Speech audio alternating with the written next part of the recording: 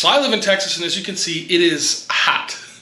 And so I need to put some insulation on my garage door to make it a little cooler in here. So stick around and I'll show you how I do it.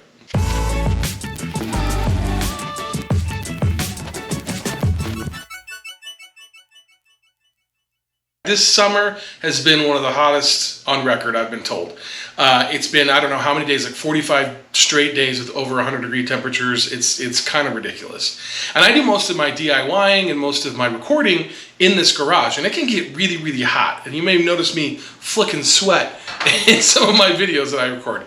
So one of the things I need to do is put some insulation to my garage doors. That'll help keep some of the heat down. I've got a few other plans. There's other insulation I need to put in. I want to put in a cooler and other things like that to make this a little bit more livable.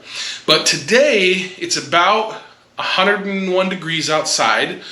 My garage is about 92 degrees, which again gets uncomfortable after a few minutes. And the garage door, let me just check. Now it's in the afternoon, and so the sun's not shining directly on it. But right now, if I just take the temperature right here, the inside it shows as 98, 99 degrees. So it's really hot, and that insulation is definitely going to help, especially when the sun is shining directly on the garage door.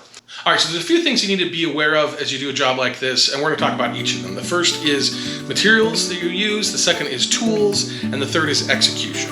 So let's start out with materials.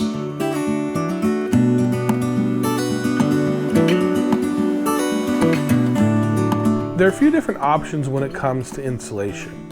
You need something that is lightweight and something that will fill the space.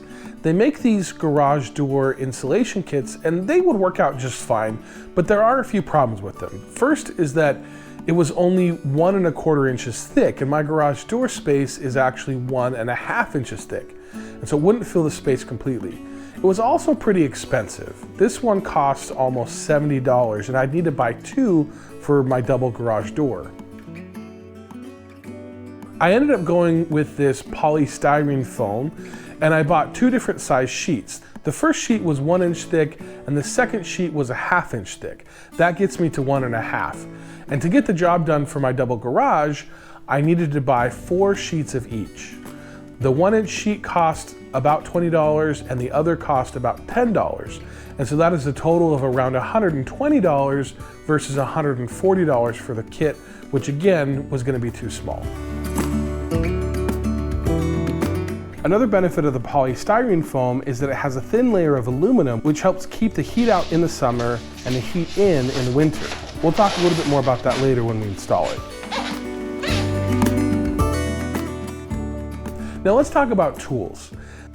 This job is really pretty simple. I used a drywall T-square to measure the cuts, but a yardstick would work just fine as well.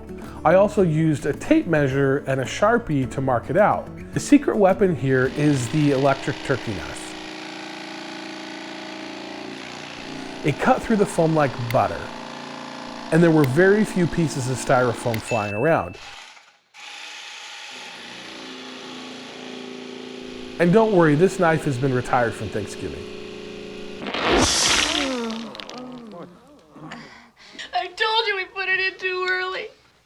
Oh, it's just a little dry, it's fine. Now, cutting all of these sheets did take some time, and I suppose the kit would have saved me some time, but even with the kit, I still would need to make a few cuts because it wasn't exactly sized to the width of my garage door. To save time, I tried cutting a bunch of pieces all at once, but I found that if I got more than 2 pieces at a time, it was a bit hard to cut straight, even though the knife was able to get through it pretty easily. Cutting 2 pieces at once was really the best way to go about it.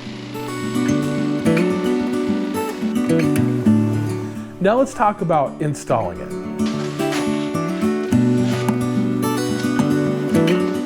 Honestly, this was the easiest part of the whole project, and it went pretty quickly. I measured and cut the pieces so that they would fit snugly in the garage door, but that they still had some room to maneuver and get them in. It was actually very helpful to have the 1 inch piece that I put in first, and to have the more flexible 1/2 inch piece that I put in next. When installing it, you should have the aluminum foil face the inside, And that's what I did with the inch thick pieces that I put in. But for the half-inch thick pieces, I have the white side facing in. I think that it looks much better that way. One of the benefits of the garage kit is that it has these grooves, which make it more flexible and easier to install.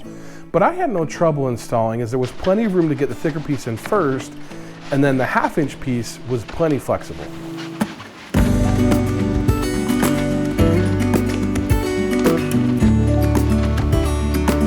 One last tip is that you want to get in as much insulation as possible, and there are going to be these parts of the garage door where you won't be able to fit in your sheet fully. Be sure to use some of your cutoffs to fill those spaces with as much insulation as possible. All right. Whew.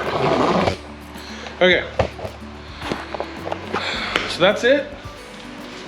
What do you guys think? I like it. All right, so there you have it. Like I say, it's a really simple job. There's not really that much to it. It does take a bit of time to cut everything. You know, it probably would be faster to buy the panels that are made for garage doors, but I like this a lot better because you do get that thickness that you wouldn't get otherwise. But here's to hoping it cools down my garage. I still have a few other steps I need to do to really get this garage temperature I need. I need to put some insulation in the attic. I need to insulate some of the walls. They didn't insulate the walls when they built the place, which don't tell me, or don't ask me why they didn't do that. And then I also plan on doing a cooler in here. And so that'll be a video in the future, so stay tuned for that. But for now, I think this project turned out really nice. It looks really good.